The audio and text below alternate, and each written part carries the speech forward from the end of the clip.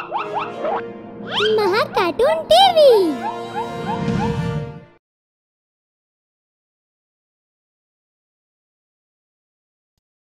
Hello बच्चों, आज मैं आपको एक और नई कहानी सुनाऊंगी जिसका नाम है कॉलेज का भूत। किसी शहर के एक मेडिकल कॉलेज में दाखिले चल रहे थे। नए छात्र कॉलेज में प्रवेश को लेकर बहुत उत्साहित थे, लेकिन साथ ही उन्हें वरिष्ठ छात्रों से रैगिंग का डर भी सता रहा था। मैंने सुना है यहाँ के सीनियर्स बहुत बुरी रैगिंग करते हैं। यार, मुझे तो बहुत डर लग रहा है। मुझे भी। भगवान जाने हमारे सीनियर्स हमारे साथ क्या करेंगे। तुम और ज्यादा मत डराओ, पहले ही मेरे दिल की धड़कन बढ़े जा रही है। जहाँ कुछ छात्र रैगिंग को लेकर इतना डर रहे होते हैं, वहीं उन छात्रों के बीच एक नैन्सी नाम की लड़की भी होती है जिसे रैगिंग का बिल्कुल भी डर नहीं होता। जब सीनियर्स सभी छात्रों की रैगिंग करने आते हैं तो नैन्सी भी वहीं खड़ी होती है।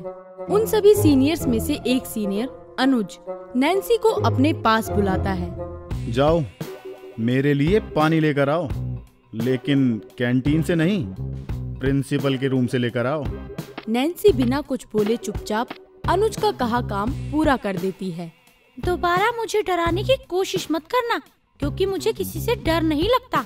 नैन्सी की हिम्मत देखकर अनुज के अहंकार को ठेस पहुंचती है, जिस पर अनुज की दोस्त अदिति सामने आती है और नैन्सी से बोलती है, तुम्हें हमसे डर नहीं लग रहा?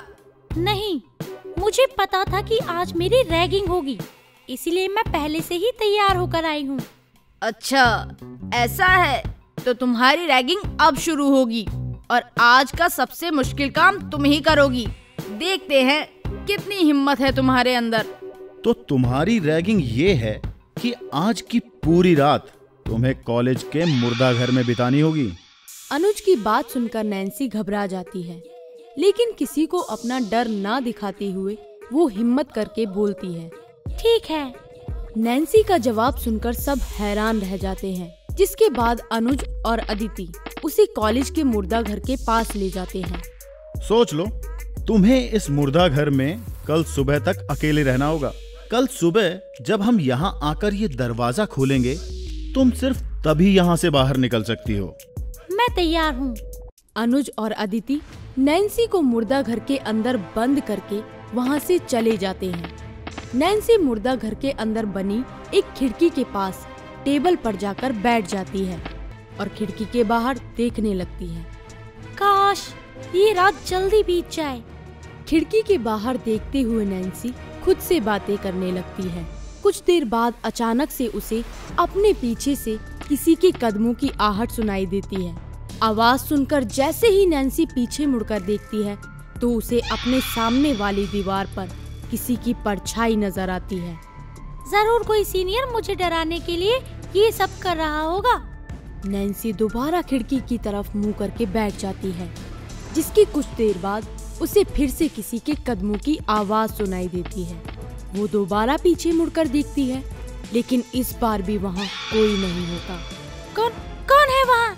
नैन्सी डरते हुए बार बार एक ही बात पूछती रहती है, लेकिन सामने से कोई जवाब नहीं आता। कौन है वहाँ? जो भी है सामने आ जाओ। नैन्सी ये सब बोल ही रही होती है कि तभी अनुज और अदिति मुर्दा घर की खिड़की के नीचे आकर खड़े हो जाते हैं, और जैसे ही वो वहाँ पहुँचते हैं तो उन्हें नैन्सी की आवाज सुनाई देती है, जिसे सुनकर वो दोनों मुर्दा घर की तरफ देखने लगते हैं। नैन्सी उसमें अकेले किससे बात कर रही है? अनुज को नैन्सी के पीछे किसी की परछाई नजर आती है। वो अदिति को टोकते हुए बोलता है, नैन्सी के साथ वो दूसरा इंसान कौन है? अनुज की बात सुनकर अदिति परछाई को ध्यान से देखने की कोशिश करती है, लेकिन बहुत धुंध होने की वजह से उन्हें कुछ भी ठीक से नजर नहीं आता। ये सब देखने के बाद वो दोनों नैन्सी के पास जाने का निर्णय करते ही हैं कि तभी उन्हें नैन्सी के चिल्लाने की आवाज सुनाई देती है। नैन्सी के चिल्लाने की आवाज सुनकर वो दोनों बहुत डर जाते हैं और भागते हुए मुर्दा घर के पास पहुंचते हैं और बाहर खड़े होकर चिल्लाते हुए नैन्सी से पूछते हैं, नैन्सी, तुम ठीक तो हो? क्या हुआ तुम्हें? और तुम्हारे साथ वो दूसरा इंसान कौन है? बहुत बार पूछने पर भी जब नैन्सी का कोई जवाब नहीं आता तो वो दोनों बहुत डर जाते हैं और डरते हुए दरवाजा खोलने की कोशिश करते हैं, लेकिन बहुत कोशिश करने के बाद भी उनसे दरवाजा नहीं खुलता। ये दरवाजा तो बहुत आसानी से खुल जाता था, तो आज क्यों नहीं खुल रहा? मुझे लगता है अंदर जरूर कोई भूत है।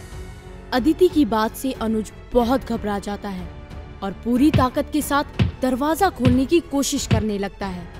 दोनों की आवाज सुनकर कॉलेज का चौकीदार भी वहां आ जाता है। क्या हुआ बच्चों, तुम दोनों यहाँ क्या कर रहे हो? अंकल, एक लड़की अंदर फंस गई है। हम उसे बाहर निकालने के लिए दरवाजा खोलने की कोशिश कर रहे हैं।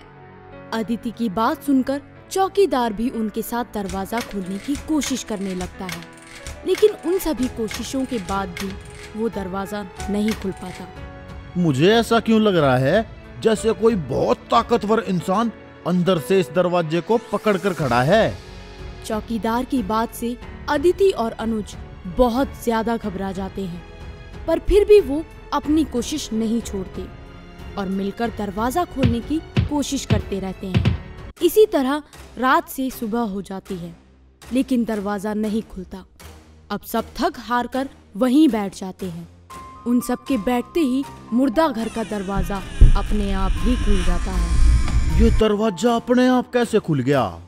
ये सब बाद में सोचेंगे, पहले नैन्सी के पास चलते हैं। इसके बाद वो सब मुर्दा घर के अंदर जाते हैं, जहाँ उन्हें नैन्सी जमीन पर बेहोश नजर आती है। नैन्सी उठो, क्या तुम ठीक हो?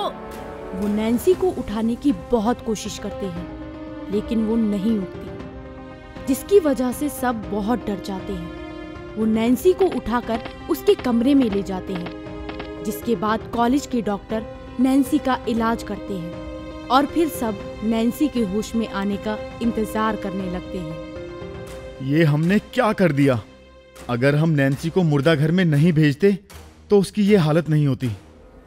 नैन्सी की ऐसी हालत देखते हुए अदिति और अनुज अपनी गलती पर अफसोस करने लगते हैं और नैन्सी के उठने का इंतजार करने लगते हैं। इसी तरह 3 दिन बीत जाते हैं, पर नैन्सी को होश नहीं आता। 3 दिन बीत गए हैं, लेकिन अभी तक नैन्सी को होश नहीं आया। कहीं इसे कुछ हो ना जाए। ये ठीक तो हो जाएगी ना?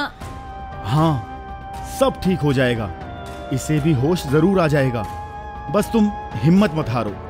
वो दोनों आपस में बात कर ही रहे होते हैं कि नैन्सी को होश आ जाता है। नैन्सी को होश में देखकर वो दोनों बहुत खुश होते हैं। नैन्सी, कैसी हो तुम? क्या तुम्हें किसी चीज की जरूरत है? मैं ठीक हूँ। नैन्सी, हमें माफ कर दो। हमें तुम्हें उस मुर्दा घर में नहीं भेजना चाहिए था। ये सब हमारी गलती है। हाँ, उस रात जब से तुम्हें चिल्लाते हुए सुना, तभी से हम दोनों बहुत परेशान हैं। अच्छा हुआ तुम बिल्कुल ठीक हो, नहीं तो हम अपने आप को कभी माफ नहीं कर पाते। अच्छा, अगर तुम्हें कोई दिक्कत ना हो तो क्या तुम बता सकती हो कि उस रात तुम इतनी तेज क्यों चिल्लाई थी?